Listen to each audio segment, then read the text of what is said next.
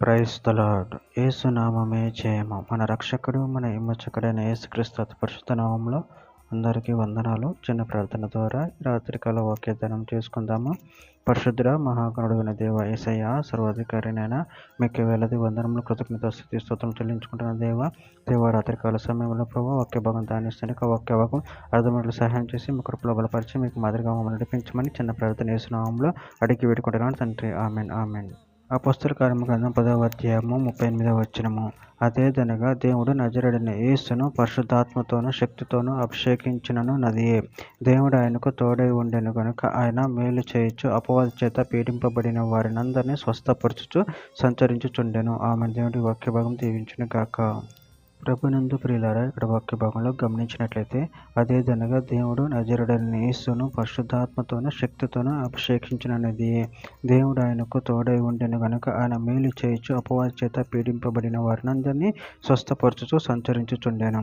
అదేవిధంగా ఇక్కడ వాక్య భాగంలో గమనించినట్లయితే యెషయా గ్రంథం 11వ అధ్యాయం 2వ వచనంలో యెహోవా ఆత్మ జ్ఞాన వివేకములకు ఆధారమగు ఆత్మ, ఆలోచన బలములకు ఆధారమగు ఆత్మ, తెలివిని యెహోవా యెడల భయభక్తులను పుట్టించు ఆత్మ అతని మీద నిలుచును.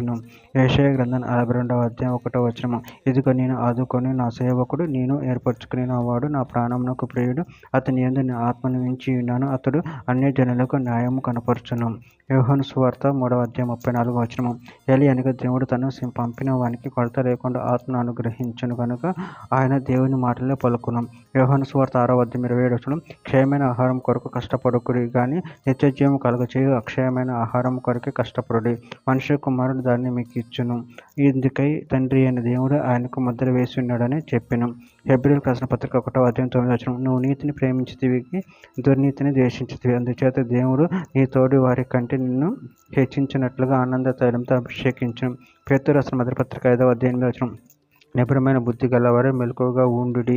మీ విరోధి అయిన అపవాది గర్జించు సింహం వలె ఎవరిని మింగుదునా అని వెదుకుచూ తిరుగుచున్నాడు. హెబ్రీయులకు రాసిన పత్రిక 13వ అధ్యాయం 16వ వచనం. ఉపకారమును ధర్మమును చేయ మర్చిపోకుడి, అట్టి యాగములు దేవునికి ఇష్టమైనవి. చివరిగా ఒక మాట, తిమోతికి రాసిన 2వ పత్రిక 1వ అధ్యాయం 7వ వచనం. దేవుడు మనకు శక్తియు ప్రేమయు ఇంద్రియ నిగ్రహము గల ఆత్మని ఇచ్చను గాని పిరికితనం గల ఆత్మని ఇయ్యలేదు. ఆమె దేవుడి వాక్య భాగం దీవించును కాక. చిన్న ప్రార్థన చేసుకుందాము. పరిశుద్ధుడ, ప్రేమ కలిగిన దేవ యేసయ్య, మీరు ఇచ్చిన వాక్యదాన్ని బట్టి ప్రభు మీ కృతజ్ఞతలు చెల్లించుకుంటున్నాను తండ్రి. మీరే మాకు తోడుగా ఉండి ప్రభు మమ్మల్ని బలపరుస్తున్నారు. దాన్ని బట్టి ప్రభు మీ కృతజ్ఞతలు చెల్లించుకుంటూ మీ ప్రేమ కృపను మమ్మల్ని నిరంతరం కాచి కాపాడమని చిన్న ప్రార్థన యేసు నామములో అడిగి వేడుకుంటున్నాను తండ్రి. Amen amen amen.